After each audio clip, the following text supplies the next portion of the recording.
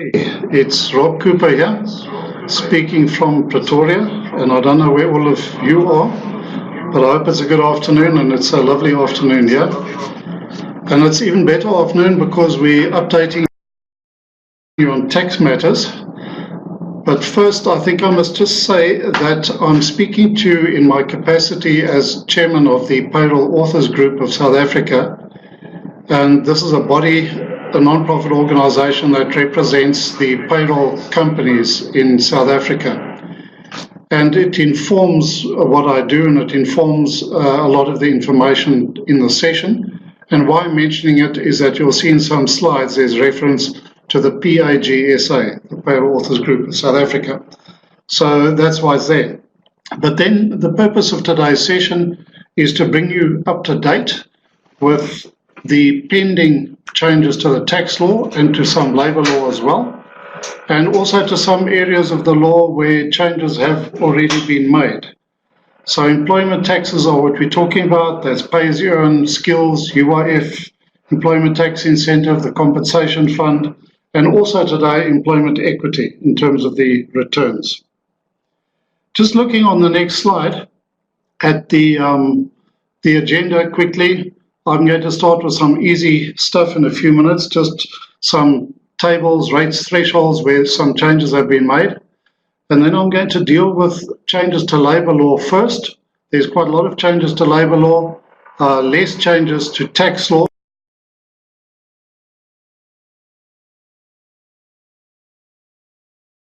which is the next section.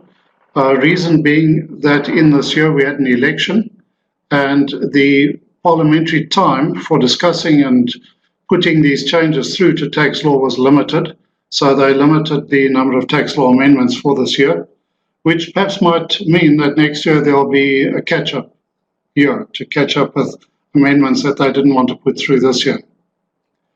Followed then by foreign employment income, talking about the important changes which are due to come into effect in March 2020.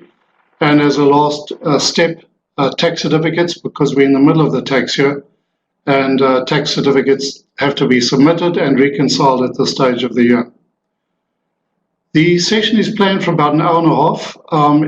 I think that I'll be able to speak for the hour and a half session, and queries are welcome. You can type in the queries. If possible, I'm going to deal with the queries as they come up on the screen, because I think it's more relevant to talk about the question while we're dealing with a particular subject.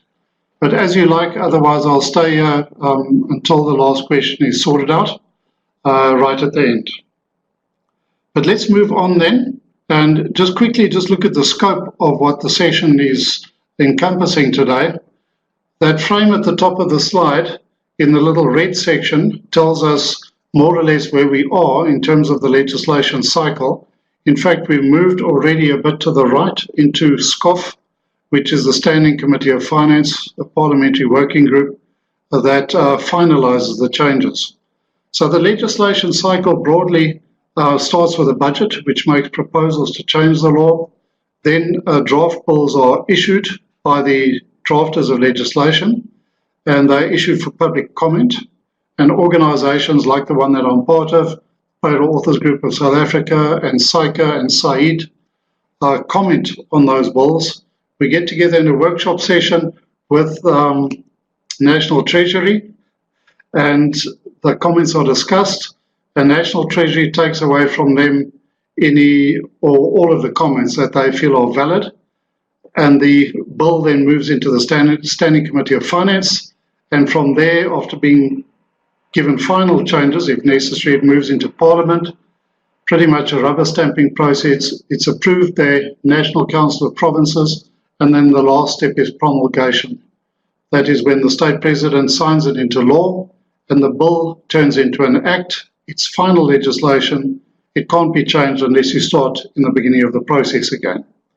However, there's a final little step. Even though a bill has been promulgated and it's final, it's an act, it still requires an effective date. And if you look at the summary at the bottom of the slide, you'll see that there's one amending legislation that has been promulgated, actually, in other words, it's signed into law, but it is not yet effective. And that particular piece of legislation is causing quite a lot of problems. It's on the labour law side. I'll be talking about that just now and explain it to you and give you some tips about how I think you should handle the difficult reality that it's final law, but you can't yet put it into effect. But otherwise, there you can see the summary. The other piece of legislation that came into effect 1st of January this year is the national minimum wage. I've done national minimum wage seminars earlier this year, so it is a full morning session. In fact, you struggle to get through the national minimum wage in a morning seminar. So it's not possible to talk about it today, but I can pick up questions. I do refer to it every now and again. But that's what informs the session today. Let's just start with some easy matters. Moving on to the official rate of interest. This is an important number to be aware of if you as an employer grant loans to your employees. Because if you do, and if the rate of interest that you charge on the employee's loan is less than the official rate of interest, then you have to calculate the Rand's value at the higher official rate of interest and the Rand's value at your lower interest rate. And the difference between the two Rand's values is a fringe benefit. It's a low interest fringe benefit. The employee, it must be loaded in the payroll, and the employee is then taxed on the difference between the two interest rates. The rationale behind that being that the employee is getting a loan from the employer at an interest rate which is lower than the general prevailing rate that they would get from a lending institution outside of employment. So it's a benefit, it's in the employment environment, and the result is it turns into a taxable fringe benefit. And you can see there that the latest official rate of interest is 7.5%. It's easy to keep track of because it is 1% above the repo rate and changes in the month after the month in which the repo rate changes. Now, there are three types of employer loans where even if there's no interest at all or a low interest, that the fringe benefit is not applicable. In other words, it's not taxed. And the first two have been around for a long time. The third one is a new one, but the first of the old ones is a study loan, and there's no financial limit to a study loan to identify it. Simply, the loan must be made for the purpose of assisting the employee to study. And the value of the loan is obviously your policy, and it must just be paid in respect of studies. Studies can obviously be the cost of the course, it can be the cost of the exams, it can be the cost of the material, anything that's related directly to the studies. So a study loan, even with zero interest rate, no fringe benefit. The next one is a casual loan, where there is a financial limit to identify it. 3,000 Rand or loans up to 3,000 Rand says that it's a casual loan, but as long as it is made infrequently. Infrequently is not defined.